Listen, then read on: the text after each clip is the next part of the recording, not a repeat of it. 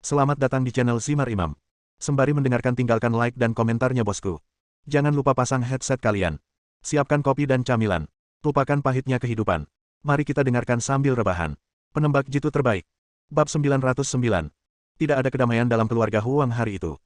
Huang Huangrong tidak pernah menyangka bahwa Yaya tidak hanya tidak akan dikeluarkan, tetapi keponakan dan dekannya malah akan dikeluarkan. Lebih penting lagi, saham keluarga Huang di sekolah tersebut benar-benar dihilangkan. Uang bukanlah apa-apa, kuncinya adalah dampaknya terhadap perkembangan keluarga Huang di masa depan. Jinrong, apa yang sebenarnya terjadi? Kenapa Hao Hao malah dipecat? Apakah ada yang salah? Huang Jinrong memutar matanya ke arah wanita gemuk itu dan berkata dengan marah, "Kakak, jika keluargamu terlalu besar, kamu bisa pergi ke taman kanak-kanak lain, tetapi tahukah kamu bahwa bagian keluarga Huang kita di sekolah telah hilang?" Ah! Wanita gemuk itu berteriak.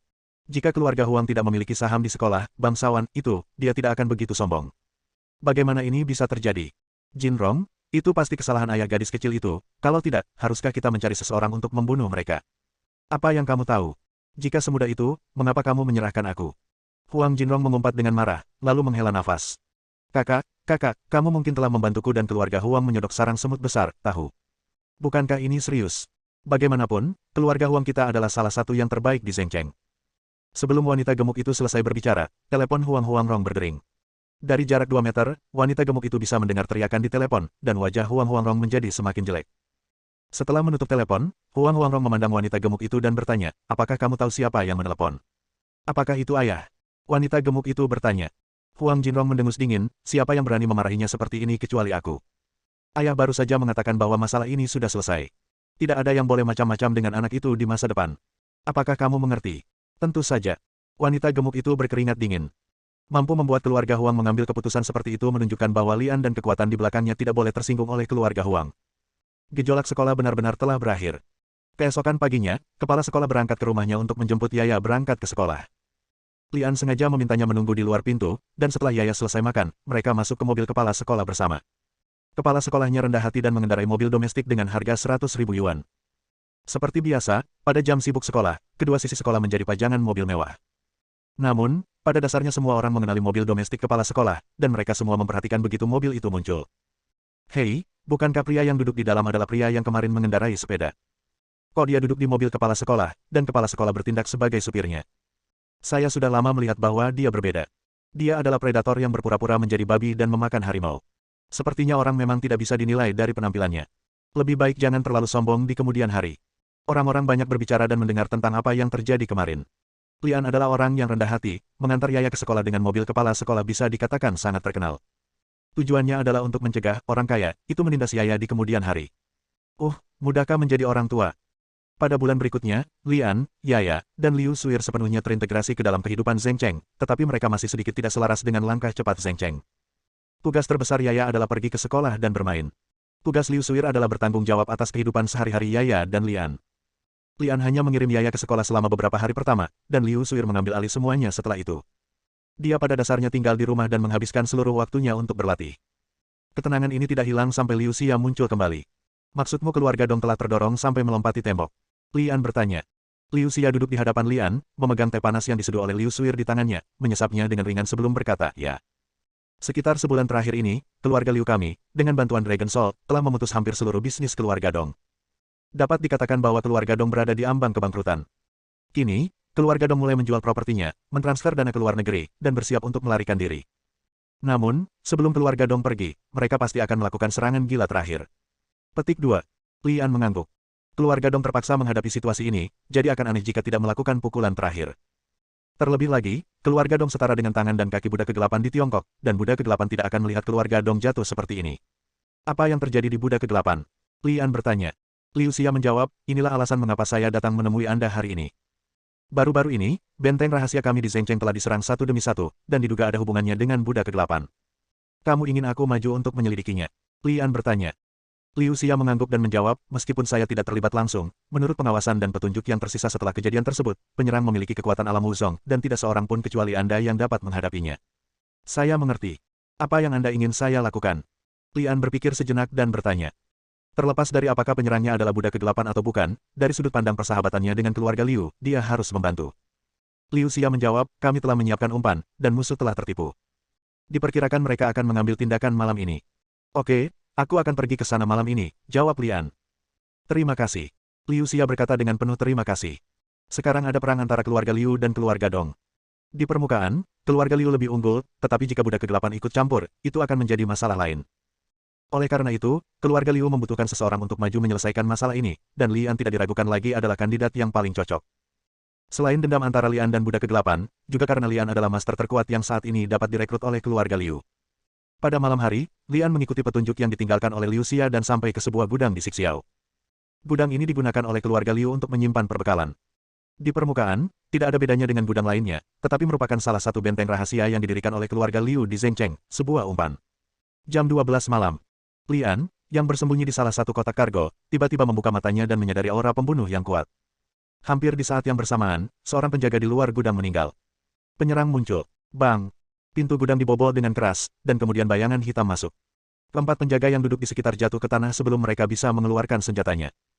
Penyerang bertopeng dengan pakaian hitam menatap ke arah gudang dengan dingin, sepertinya menyadari sesuatu, dan mundur sedikit untuk pergi. Namun, sebelum berangkat, ia menggerakkan pergelangan tangannya dan menembakkan 4 bola merah seukuran lengkeng, menyerang ke 4 arah. Bola skala api berfungsi mirip dengan bom pembakar dan dapat menyebabkan kebakaran dalam sekejap. Para penyerang ingin membakar seluruh gudang sebelum pergi. Bang! Hampir pada saat bola skala api ditembakkan, Lian keluar dari kotak dan berubah menjadi 4 sosok dan masing-masing mengejar 4 bola skala api. Sebuah cibiran muncul di mata Raid, dan dia mundur ke pintu gudang. Bab 910. Cibiran masih terlihat di wajahnya. Begitu pria berbaju hitam mundur keluar pintu, dia melihat angin kencang datang dari 4 arah berbeda. Apakah ada penyergapan? Pria berbaju hitam itu sedikit mengernyit. Sebelum memasuki gudang, dia telah memeriksa sekeliling secara menyeluruh. Lalu bagaimana jika ada penyergapan? Pria berbaju hitam itu mendengus dalam hatinya, dan dengan jentikan pergelangan tangannya, belati sepanjang 1 kaki muncul di tangannya. Belati itu terlihat sangat biasa, tetapi berbau darah. Tidak diketahui berapa banyak orang yang tewas di bawah belati ini. Sutra. Bilahnya menembus kekosongan dan langsung memotong angin kencang yang datang dari kanan. Pria berbaju hitam itu sangat percaya diri. Keterampilan terbaiknya adalah memotong, tapi dia mampu membelah apapun yang datang padanya menjadi 2. Hampir tidak ada rintangan yang ditemui, pedang melintas, dan senjata tersembunyi yang masuk terbelah menjadi 2. Salah. Pria berbaju hitam itu berteriak diam-diam, dan baru setelah pedangnya lewat, dia menyadari bahwa senjata tersembunyi itu tampak familiar. Ledakan. Ledakan itu datang dari bilahnya, dan pria berbaju hitam itu menyadari bahwa yang terpotong oleh bilah itu adalah bola sisik api. Nyala api membesar dari kecil menjadi besar, dan akan menelan pria berbaju hitam itu dalam sekejap. Suhu di sekitarnya juga meningkat seiring meluasnya api. Pria berbaju hitam bereaksi sangat cepat, mundur hampir pada saat ledakan, dan pada saat yang sama melepaskan energi aslinya untuk mencegah gelombang kejut menyerang. Boom, boom, boom. 3 senjata tersembunyi lainnya meledak pada pria berbaju hitam satu demi satu, dan nyala api langsung menelannya, membuatnya tampak seperti pria yang terbakar. Sutra. Lengan Pyro bergerak, lalu apinya terbelah menjadi 2, dan pria berbaju hitam yang memegang pisau pendek keluar dari api. Dia pandai memotong, dan dapat memotong bahkan dengan api, dan pelepasan energi sejatinya keluar mencegah kerusakan api yang paling parah. Panggilan. Nyala api jatuh ke tanah dan terus menyala hingga bahan pembakar yang terdapat di dalam bola skala api benar-benar terbakar habis. Pria berbaju hitam itu menggerakkan matanya dengan sembunyi-sembunyi, mula-mula melirik ke dalam gudang, lalu mencari-cari. Tidak ada ledakan atau nyala api di dalam gudang, yang berarti bola skala api yang mengenainya adalah 4 bola yang dia lempar. Bagaimana bisa? Pria berbaju hitam tidak bisa mengerti. Keempat bola skala api yang dilemparnya berada di 4 arah yang berbeda. Bagaimana seseorang bisa menangkap 4 bola skala api yang dilempar ke 4 arah berbeda pada saat yang bersamaan? Juga, ketika aku keluar dari gudang dengan seluruh kekuatanku, bola skala api datang dari 4 arah berbeda. Bagaimana pihak lain bisa lebih cepat dari dirinya? Mereka datang dari 4 arah berbeda. Tidak mungkin, sama sekali tidak mungkin dilakukan oleh 1 orang. Mungkinkah ada 4 orang dengan kekuatan lebih tinggi dari dirinya yang bersembunyi di sini? Pria berbaju hitam diam-diam terkejut. Tidak ada penjelasan yang lebih baik selain penjelasan ini. Apakah kamu mencariku? Sebuah suara tiba-tiba terdengar dari belakang kepala pria berbaju hitam itu begitu ketakutan hingga jantungnya hampir melompat keluar dari tenggorokannya. Bilahnya yang pandai memotong tidak menyentuh apapun, dan ketika dia berbalik, dia tidak melihat siapapun. Retakan. Pria berbaju hitam itu ditepuk bahunya oleh sesuatu, lalu suara sebelumnya terdengar lagi. Saya di sini. Hah. Pria berbaju hitam itu seperti anak kucing yang ekornya telah diinjak. Bulu-bulu di sekujur tubuhnya berdiri dan berguling beberapa meter di tanah sebelum menoleh ke belakang. Sesosok berdiri di sana tanpa mengejarnya, menatapnya dengan senyuman di wajah mudanya. Hanya 1 orang. Pria berbaju hitam menoleh dan melihat ke arah lain. Dia tidak percaya bahwa hanya ada 1 orang, dan seberapa besar kekuatan yang dimiliki seorang pemuda. Pasti ada ahli yang mengintai. Anda cari apa? Suara itu terdengar lagi di telinganya, dan pria berbaju hitam itu gemetar. Pemuda yang baru saja berdiri beberapa meter jauhnya menghilang, dan suara itu terdengar lagi di belakangnya. Kecepatan yang luar biasa. Pria berbaju hitam yakin bahwa dia tidak memiliki kecepatan seperti itu, tetapi dia tidak menganggapnya serius. Menurutnya, Lian hanya sedikit lebih cepat, tidak ada yang istimewa. Dalam kepanikan, pria berbaju hitam tidak lagi menghindar seperti sebelumnya, tetapi melepaskan energi sebenarnya di tubuhnya untuk melindungi dirinya sendiri, dan tiba-tiba membunuhnya dengan pisau pendek di tangannya. Tidak ada yang tepat sasaran. Pria berbaju hitam itu tidak terlalu terkejut, lagi pula kecepatan lawannya terlalu cepat. Dia masih ingin menemukan 4 master persembunyian lainnya. Kamu seharusnya sendirian, kan? Suara itu terdengar lagi, tapi jauh dari pria berbaju hitam itu. Pria berbaju hitam dengan cepat mencari sekeliling dan tidak menemukan tuan yang tersembunyi, dan kemudian memandang pemuda di seberangnya dengan sedikit kebingungan. Hanya kamu. Pria berbaju hitam menanyakan hal yang mirip dengan Lian. Lian tersenyum dan berkata, kalau tidak, berapa banyak orang lagi yang kamu inginkan? Ekspresi pria berbaju hitam sedikit berubah. Jika hanya Lian yang ada di sini, bukan kaki mengatakan bahwa 4 tuan yang dia pikirkan sebelumnya adalah Lian sendiri. Tidak, itu tidak mungkin. Pria berbaju hitam tidak mau mempercayainya, jadi dia melepaskan kesadaran spiritualnya untuk menyelidiki, tetapi dia tidak bisa melihat melalui kultivasi Lian sama sekali. Hal ini membuat pria berbaju hitam merasa takut. Dia tidak bisa melihat melalui budidaya Lian, yang berarti budidaya Lian jauh di atasnya. Tidak ada keraguan lagi.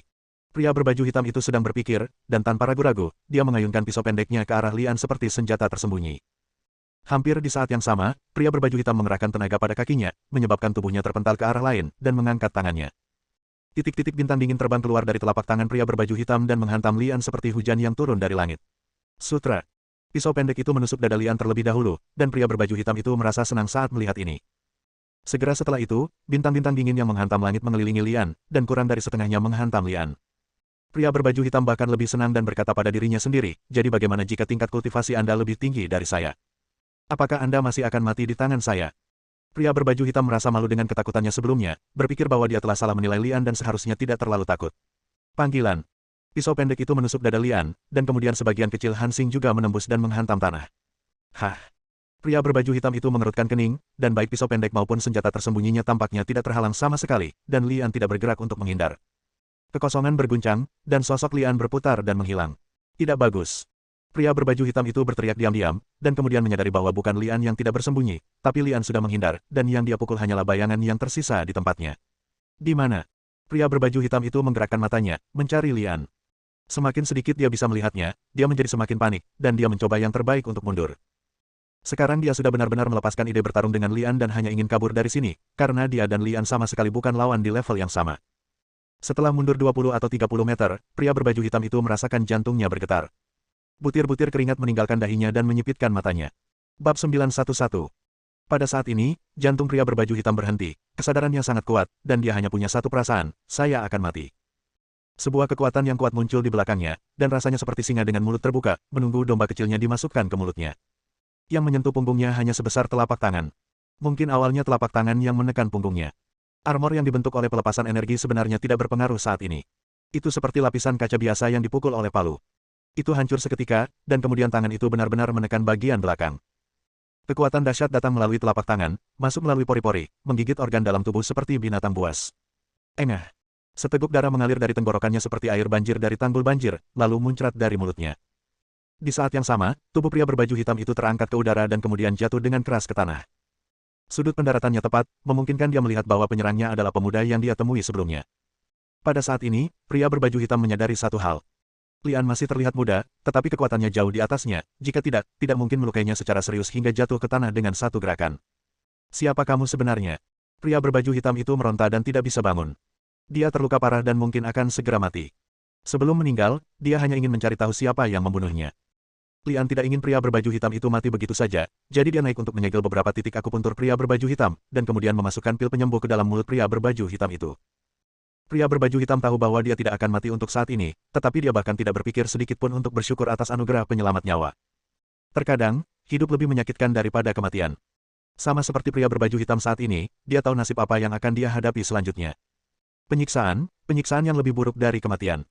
Masalah utamanya adalah dia masih tidak memiliki kemampuan untuk melawan sama sekali.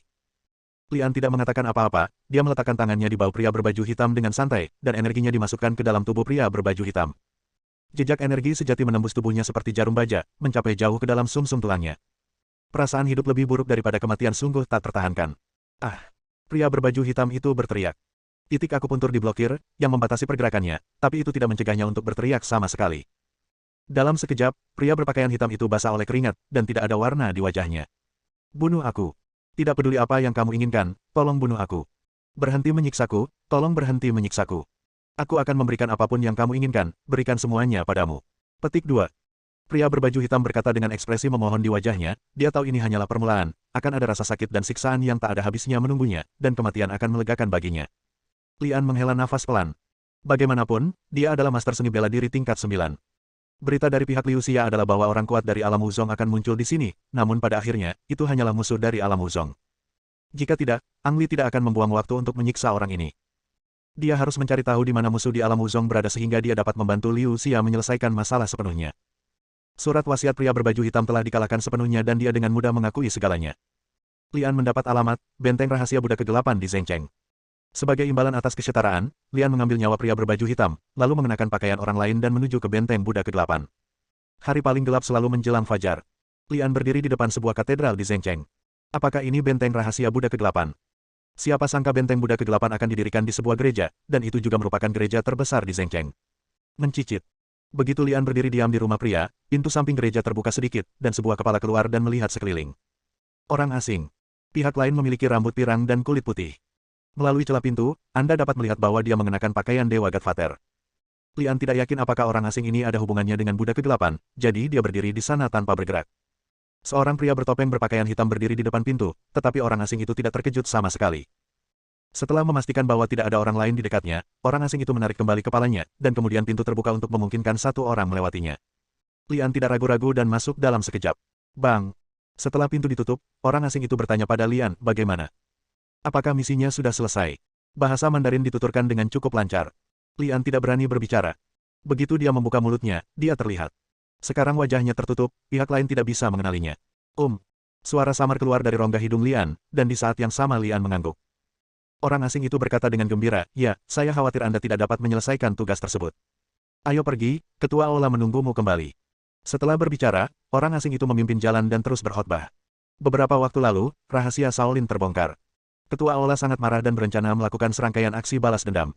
Secara kebetulan, kenapa aku merasa ada yang tidak beres denganmu? Saat dia sedang berbicara, orang asing itu tiba-tiba berbalik dan menatap Lian dengan ekspresi bingung di wajahnya. Dari perkataan pihak lain, Lian tahu bahwa orang asing dan pria berkulit hitam yang dibunuh olehnya seharusnya memiliki hubungan yang baik, jika tidak, dia tidak akan menyadari bahwa identitasnya mencurigakan begitu cepat.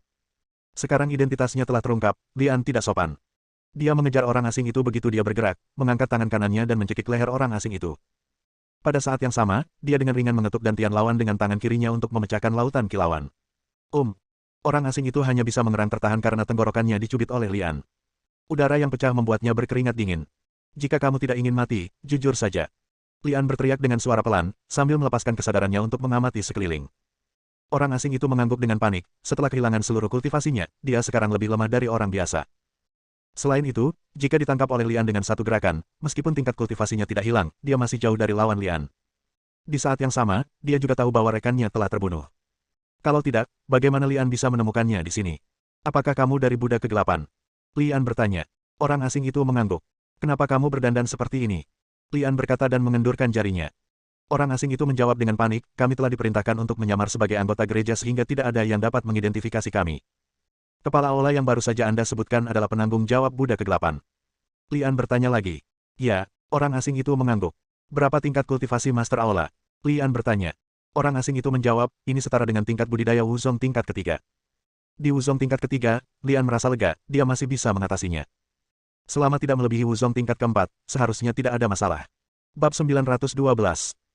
Tuan rumah di mulut orang asing adalah seorang lelaki tua berusia 60-an, bertubuh pendek, sedikit gemuk, dan terlihat ramah.